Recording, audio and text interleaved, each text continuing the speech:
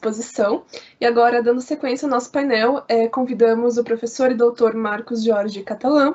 O professor é doutor em Direito pela Universidade de São Paulo, tem experiência pós-doutoral pela Faculdade de Direito da Universidade de Barcelona, é membro do IBDECONT, membro do Núcleo de Estudos Virada de Copérnico, cofundador da rede de pesquisas Agendas de Direito Civil Constitucional, professor universitário e advogado. Professor, a palavra é sua.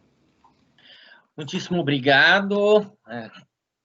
Eu queria inicialmente agradecer a oportunidade de aqui estar com vocês, em nome do professor André Arndt, e tão generosamente me fez um convite para ocupar um espaço de fala que me faz me sentir, como eu brincava com os meus colegas antes, uma tartaruga em cima da árvore. Para quem não entende a metáfora da tartaruga em cima da árvore, a gente passa por uma árvore e vê uma tartaruga, e a gente pensa tudo.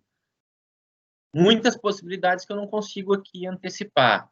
Tem apenas uma certeza: a tartaruga não deveria estar ali, ao lado de colegas tão talentosos como o professor Renato e o professor Carlos Penowski, que me antecederam, com falas maravilhosas. Aliás, o professor Penowski aumentou ainda mais a minha responsabilidade. Que bom que eu tenho aqui o meu texto construído, porque a minha vontade é sair correndo. E certamente a professora Glenda, conhecida especialmente de vocês, que são estudantes da Universidade Positiva, ou professores, por conta do seu talento, da sua simpatia. Obrigado, mais uma vez, André, pela possibilidade de aqui estar com vocês e de aprender com todos vocês. Por favor, controlem meu tempo. A incerteza que marca a vida contemporânea e que pulsa a vivência de um sem número de experiências e hoje isso se percebe facilmente, muitas vezes ainda não foram sequer socialmente normalizadas, em meu singelo e provavelmente míope sentir, não pode ser extirpada no processo de construção sociojurídica de um tempo e precisa ser cotidianamente colorido, com tons que permitam percebê-lo como um tempo marcado pela democracia, pela liberdade e pela solidariedade. Democracia, liberdade, melhor, perante o professor Penowski, liberdades plurais e solidariedade. Jamais se esqueçam. Essas premissas, todas elas com inegável força normativa, pensadas da nossa Constituição, fundam esta ligeira reflexão, tendo sido listadas diante, mais uma vez, no meu singelo sentido, da inconteste e babélica agitação causada pela edição de medidas provisórias, no plural, que podem ser alocadas entre o caricato e o grotesco, e dentre as quais, talvez, inclua-se a medida provisória que gestou a Lei da Liberdade Econômica. Mais que isso, estes invólucros normativos têm sido produzidos pela atual presidência da República em escala industrial e em velocidade nunca outrora presenciada ao largo da história brasileira. Isso é um dado. Nunca se produziu tantas medidas provisórias como a atual presidência da República vem produzindo. E não apenas por conta da pandemia que vivemos e que acaba legitimando, infelizmente, este pandemônio. O fato é que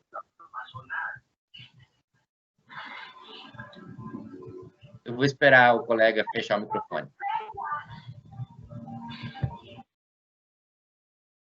Obrigado. O fato é que essas medidas provisórias, também por conta da falta de debate democrático, irritam, não apenas no sentido lumaniano, irritam, dizia eu, profundamente o direito.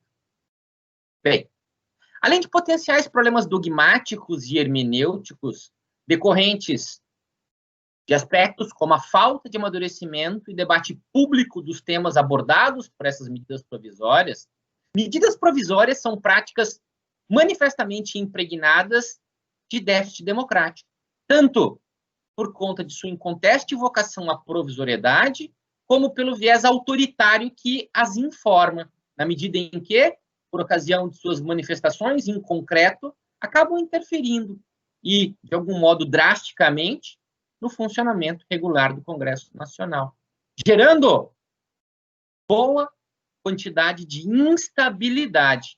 Bem, e uma vez nas mãos de um governo com uma face fascista muito facilmente perceptível, os perigos acabam sendo ainda maiores. Em estudo recente, identifiquei que a Lei da Liberdade Econômica buscou regrar a atuação estatal, supostamente recorrendo à imposição de níveis de intervenção mais racionais e eficientes que aqueles que eram praticados até então pelo Estado brasileiro, enquanto agente ordenador e regulador da atividade econômica. Esse texto, aliás, em verdade, 2 dos 3 textos que fundam essa comunicação, eu pedi gentilmente ao professor André Arndt que compartilhe com vocês em um pequeno PowerPoint que construí, e que ao final tem uma brincadeira, portanto, se puderem abri-lo também, recebendo o arquivo, eu agradeço. Eu aferi neste primeiro texto que a desburocratização e a intervenção mínima incorporados, supostamente, por meio da Lei de Liberdade Econômica ao direito brasileiro, teriam vindo em um momento bastante oportuno, entre outros motivos, por conta das excessivas exigências impostas pelos agentes públicos a empresários que buscariam, por meio da sua atividade, produzir, fabricar, importar, distribuir ou ainda comercializar produtos ou serviços que crescem em complexidade por conta da tecnologia disruptiva ou do avanço da disrupção tecnológica. Em meu singelíssimo sentir, não tenho dúvida sobre o fato de que a edição de padrões normativos com escopo de uniformizar e desburocratizar o exercício de 2 dos mais importantes papéis atribuídos a um Estado democrático de direito, no que toca à condução da ordem econômica, é bastante louvável, mesmo porque esta ação parece ir ao encontro da igualdade prometida a todos os que vivem no Brasil, pelo menos a partir de 1988. Engana-se, entretanto, aqueles que acreditam que a Lei da Liberdade Econômica pode ser interpretada como excludente da atuação do Estado na economia, em especial diante do já citado artigo 170 da Constituição. Pensemos juntos, todos nós, meninos e meninas, senhoras e senhores, professores, pesquisadores, professoras, pesquisadoras, servidores públicos, servidoras, apenas em um único exemplo. Um exemplo que talvez seja muito contemporâneo para todos, para todas nós. Os patinetes que recentemente se espalharam pelas cidades brasileiras, a moda parece estar passando, não sei se é o fato de eu estar recluso em casa por conta da minha elevada idade, que me faz ter a contaminação com a Covid, mas de qualquer sorte não os vejo tanto nas raras vezes que vou à rua. Os patinetes, o seu fornecimento, pressupõe o uso ou fornecimento de equipamento de segurança, como se tentou regulamentar em alguns municípios. É possível que os municípios estabeleçam algum tipo de controle de velocidade? Eles podem ser usados por menores de idade ou eu posso regulamentar esse tipo de situação? Vou deixar a pergunta em aberto para, talvez, por ocasião dos debates, voltarmos a ela. O fato é que o que li sobre a Lei de Liberdade Econômica me levou a buscar as lições vividas por Ícaro nos porões da minha memória. Talvez com algum excesso, mas aqueles que me conhecem bem sabem que eu tenho um pouco de Hollywood nas minhas falas. É uma proposta metodológica, pedagógica, metodológica. A figura mitológica, permitam-me explicá-la a quem porventura não a conheça, busca explicitar que a excessiva sensação de liberdade, criada, segundo muitos autores, com a edição da medida provisória e, é evidente, da lei que a sucedeu com cortes, alterações e enxertos durante sua curtíssima tramitação no Congresso Nacional, essa excessiva sensação de liberdade que se tenta juridicizar não passa de insustentável fantasia de uma liberdade restrita, logo, de uma liberdade não situada. Introduzo aqui uma pequenina nota de rodapé, para não ser merecidamente censurado pelo talento do professor Pianovski. Essa liberdade foi pensada primordialmente em sua vertente negativa. Se me equivoco, Carlos, por favor, depois puxa a minha orelha. A conexão que busca hermeneuticamente criar por meio da alusão aos devaneios de Ícaro, ao sonho de Ícaro, os relaciona à não observância de pelo menos 4 incongruências que impedem, no meu sentir, que a Lei da Liberdade Econômica, ou pelo menos uma parte dela, produza os efeitos desejados, esperados em qualquer lei. aspectos que, curiosamente, não parecem estar sendo adequadamente problematizados pela literatura jurídica brasileira, tampouco por nossos tribunais. A primeira dessas incongruências está ligada à inequívoca percepção da insustentável ancoragem da autonomia privada a um contexto que, há algum tempo, me parece superado. Percebam que esse ponto está intimamente ligado ao tema que me foi conferido como objeto de reflexão, mesmo que não o percebam por falhas que certamente só podem ser a mim imputadas. Explico. O referido princípio na lei parece ser fonte ou irradiar a redia independência à intervenção alheia, atribuindo ululante importância à vontade emoldurada entre meio o desvelar dos séculos XVIII e XIX. E, nesse contexto, despreza importantes aspectos empíricos, filosóficos e comportamentais que condicionam o exercício das liberdades, ignorando ainda que o exercício da autonomia somente é possível no contexto relacional. A existência do eu pressupõe a existência do outro.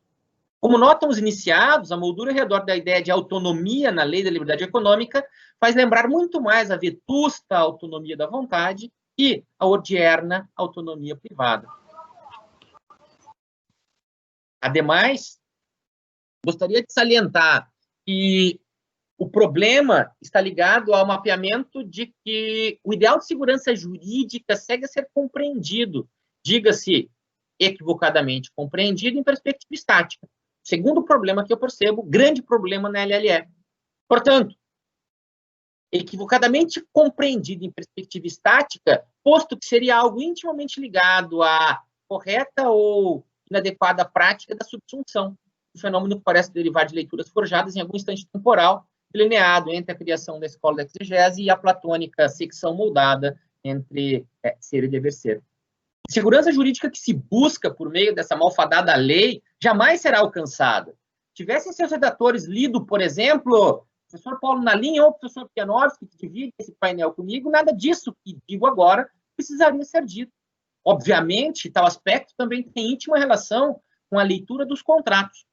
Penso eu, melhor, com a interpretação dos contratos, mesmo no contexto da necessária e inafastável crítica à lei da liberdade econômica e a racionalidade que é a emoldura em um retângulo que flana em vermelho e branco. Aliás, duas partes de vermelho seccionadas por uma parte em branco.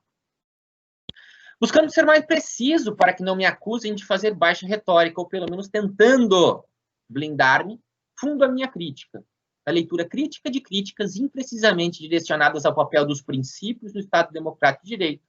Críticas que quase sempre atribuem a essas estruturas semanticamente abertas a responsabilidade por problemas que são afetos, em verdade, ao seu mau uso. Isso eu vejo na Lei da Liberdade Econômica e vejo também na recente alteração àquela lei que tem um acrônimo que lembra um chocolate, né? A LINDB. E ainda, em contexto de incompreensão do estado da arte no tratamento de um tema que só pode ser bem trabalhado quando conduzido pelos influxos que emanam da indeterminação da linguagem, do respeito ao dever de coerência e da valorização da derrotabilidade normativa. Pensar o direito hoje supõe levar isso a sério, interpretar os contratos igualmente. Para reforçar essa tese, a de que a segurança jurídica buscada na edição da LLE jamais será alcançada, eu poderia abordar ainda 4 importantes viragens que marcam o direito civil contemporâneo.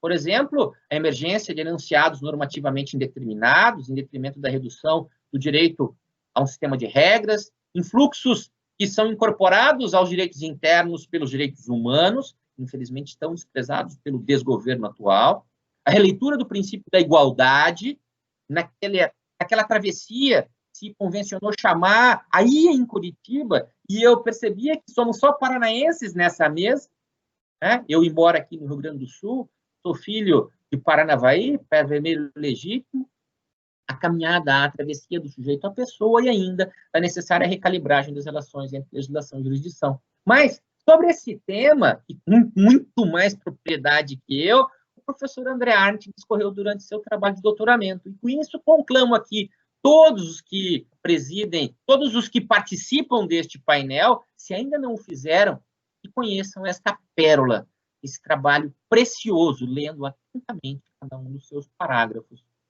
A terceira incongruência, e já passo da metade da minha comunicação, provocada, na minha percepção, pela LLE, tangencia o fato de que declarações de natureza político-ideológica, e o meu discurso é, sim, também ideológico, e aqui estou com um professor do Espírito Santo, professor Giovanni, ele sempre está pertinho de mim, GV, vale a pena ler este livro, A Luz está iluminando, está dificultando, Direito e Ideologia, editora GZ, super interessante, de qualquer sorte.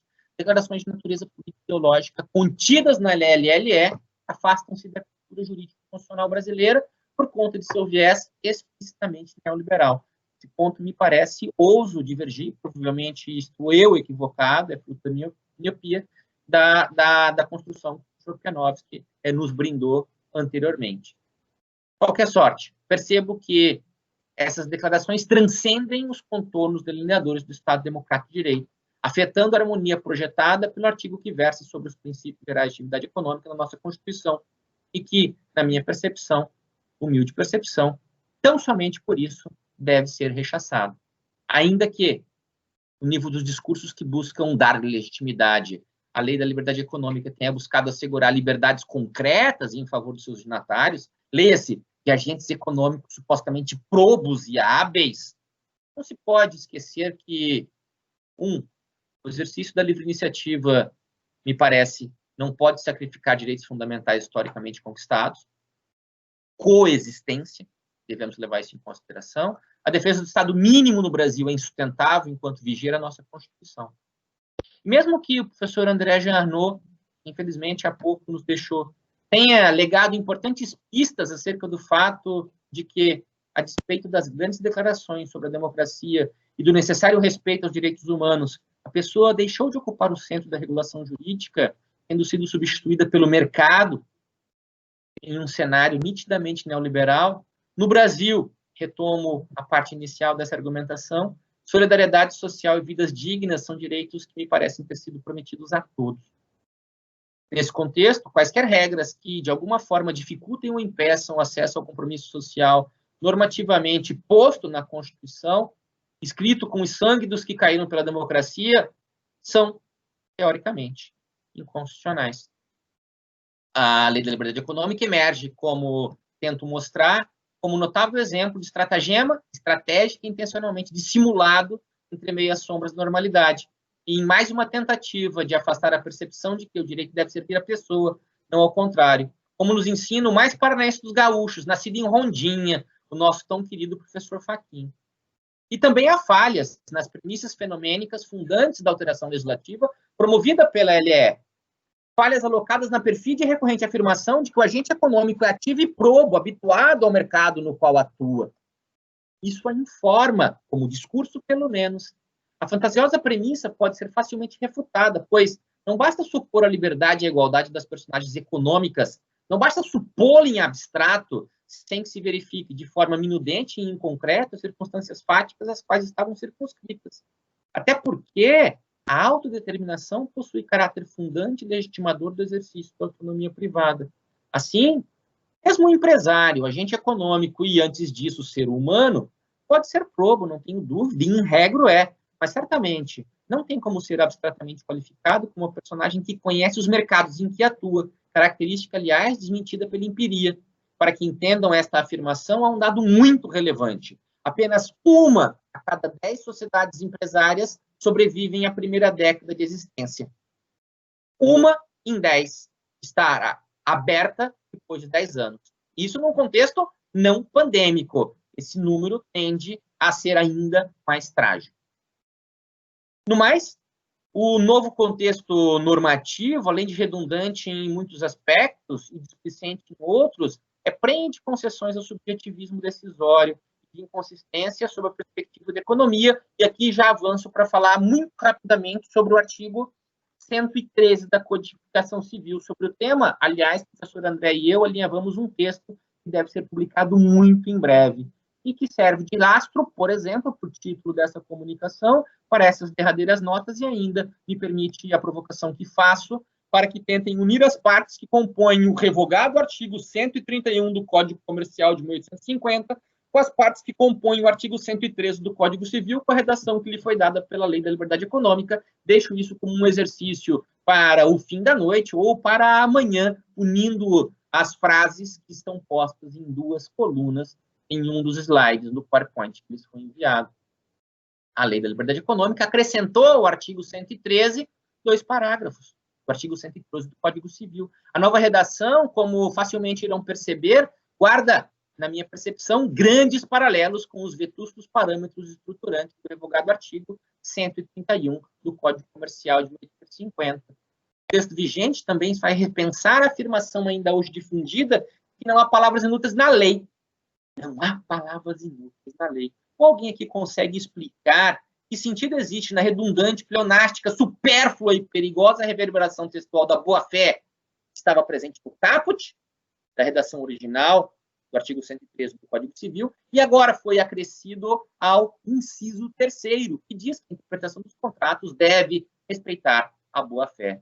Há muitos pontos que poderiam ser criticados. Alguns deles estão suspensos no texto que pende de publicação e que também, por isso, não enfrentarei, de modo a criar algum tipo de suspense e talvez curiosidade, especialmente entre aqueles que convivem diuturnamente com o professor André. Como escrevemos ele e eu, o último dos incisos do artigo 113 manda que o intérprete, ao atribuir sentido aos negócios jurídicos, faça-o de modo que este corresponda, abre aspas, a qual seria a razoável negociação das partes sobre a questão discutida, inferida das demais disposições do negócio e da racionalidade econômica das partes, consideradas as informações disponíveis no momento de sua celebração. Caminhando para o final, identificamos na leitura das fontes existentes, dos textos escritos sobre esse assunto, a ausência de maiores preocupações. Em regra, há o silêncio. Ou, no máximo, sustenta-se e trata-se de um novo enunciado deliberadamente indeterminado, que se soma a tantos outros existentes do direito positivo brasileiro. São raríssimos os trabalhos que questionam a ambiguidade do dispositivo legal em comento, como, entre eles, um belo trabalho escrito em coautoria pelo professor Gediel, certamente conhecido de muitos que aqui estão. Afinal, que racionalidade econômica é essa que alude à lei? Que escola fornecerá o lastro científico a que permite acreditar que todas as pessoas são realmente racionais, sempre racionais, e, deste modo, sempre fazem as melhores escolhas? Ou aqui comprova que, apesar da racionalidade humana, o comportamental, que também pertence a nós, nos leva a fazermos más escolhas. E isso acontece de forma bastante frequente. A lei, sabemos, é inspiração liberal. Inspiração que, no meu sentido, violenta um código de matriz coletivista. Será possível lê-la como desejam de forma tão egoísta aqueles que a criaram, tendo por pano de fundo o cenário histórico em que ela foi forjada? Espero que não. Afinal, se temos que voltar ao passado, que o façamos com Darcy Bessone, que na primeira metade do século XX nos ensinou que para que o contrato possa ser livremente concluído, é necessário repartir equitativamente a liberdade entre os contratantes. Eu poderia também ousar e trazer para cá autores como Amartya Sen, mas seria muito arriscado fazê-lo uma vez mais, diante de um colega tão talentoso, tão habilidoso como o professor Kukianovski, que conhece esse tema como poucos, e que certamente puxaria ainda mais a minha orelha no momento dos debates. Agradeço por tanta oportunidade de diálogo, a oportunidade de estar aqui construindo algumas provocações, muito mais no sentido de estimularmos o debate. Obrigado, André. Obrigado, colegas, por estarem aqui. Obrigada, professor, por nos brindar com essa ilustre exposição.